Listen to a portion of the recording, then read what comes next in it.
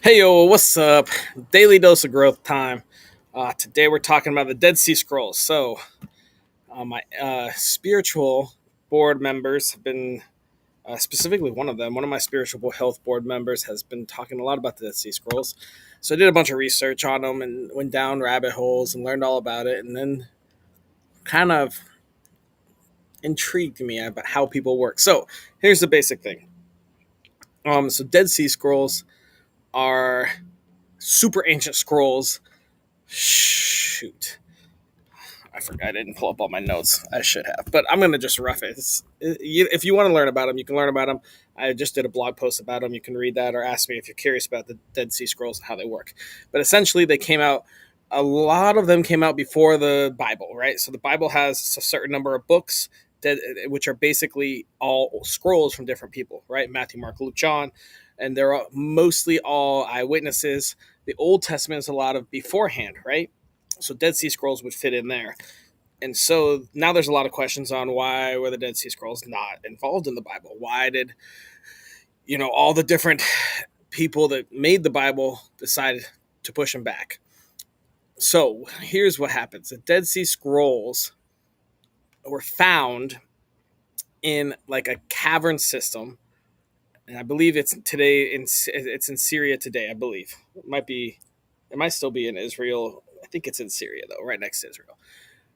Maybe it's in Jordan. Maybe that was it. Irrelevant. Again, if you want the facts, ask me and I'll send you all my research. But the real question is they're all collected, right? So they think it's like a sect of Judaism, like a smaller piece of the Jews of that time were living in this little town and had a cavern system and they were transcribing them. And so they kind of had to pick and choose, well, first off, which ones they could find, but also which ones they found important. So then you start thinking about human nature. So some of these scrolls, when they had found them, were 400 years old, right? They were like before Jesus's time, before Christianity was formed, before Islam, all that kind of stuff. And so it kind of makes you wonder, like, okay, what what is human nature? You find something, you read it, you go, this is cool. But there was definitely in the artifacts and the findings, it was a religious thing. So they were picking specific scrolls slash books slash writings and determining them to be some of religious importance. And then they had, I guess not bishops, but whatever, the scribes, religious scribes that were transcribing them and trying to present them. So, but they claim I believe the people who were found were Jewish. So it's the real interesting part is why and how.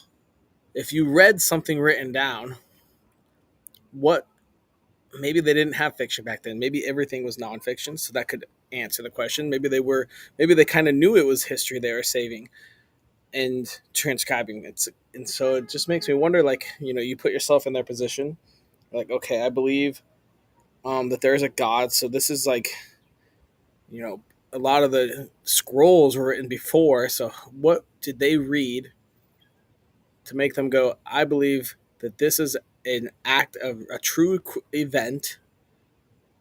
Nowadays we could go back and, I mean, we can potentially find evidence of events, right? Like we all know Jesus was alive. And like, all these miracles we can find, like, oh, whether you believe it's a miracle or not, there's evidence that, that event happened. Did he turn water to wine? Well, there's events and people talking about it and eyewitnesses. Whether you believe it or believe it's a magic trick or whatever the fuck you believe, there's a lot of documentation of that happening. So the real interesting question is, when you read something back in that time, I mean, there was only who knows how many books or scrolls there were, not very many.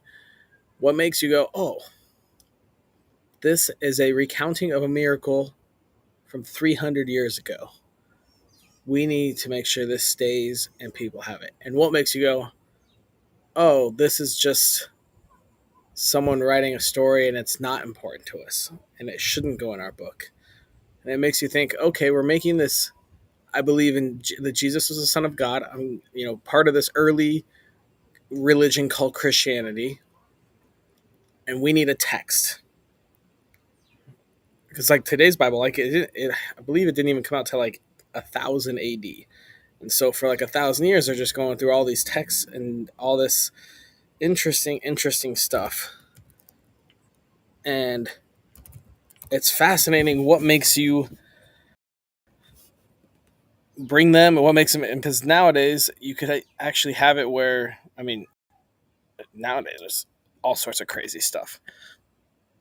And so what makes you decide it's important or not? And that just really, really intrigues me. I'm going to pull up my notes real quick.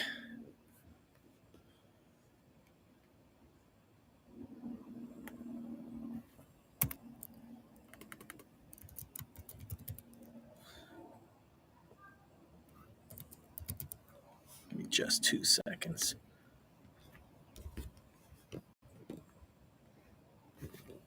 Yeah, so okay, so here's essentially Dead Sea.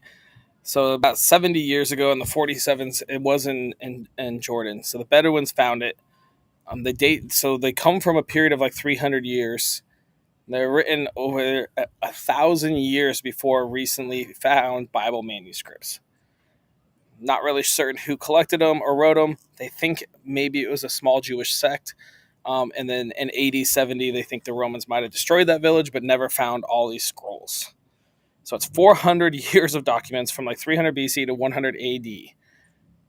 And a lot of them were found were actually the books that were in the Bible. So it was kind of like the first rough draft of the Bible, um, which is kind of cool. But then they also had other ones that are not in our current Bible. Why? So they essentially got burned down by 70 AD, but the Bible, I guess, I'd like to. Bible came out in 150 AD. And man, we only found this in 1947, right? So almost 2,000 years that these texts, these scrolls were non-existent. People are believing this and reading the Bible, and then they find all these scrolls and go, "Wow, how can this affect things? How can this change things?" And there's so many pros and cons. There's so many Catholics for them and against some, Christians for them and against some, Muslim for them and against some, arguments galore about why they were left out and how God made that happen, etc., etc. It's pretty interesting.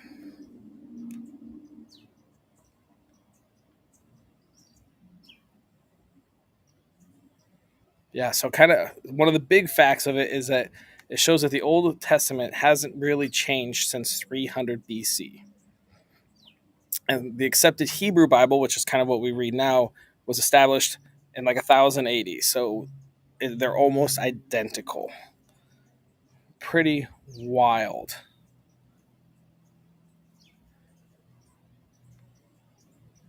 And then obviously one of the big ones is called the Book of Enoch, written in 200 BC.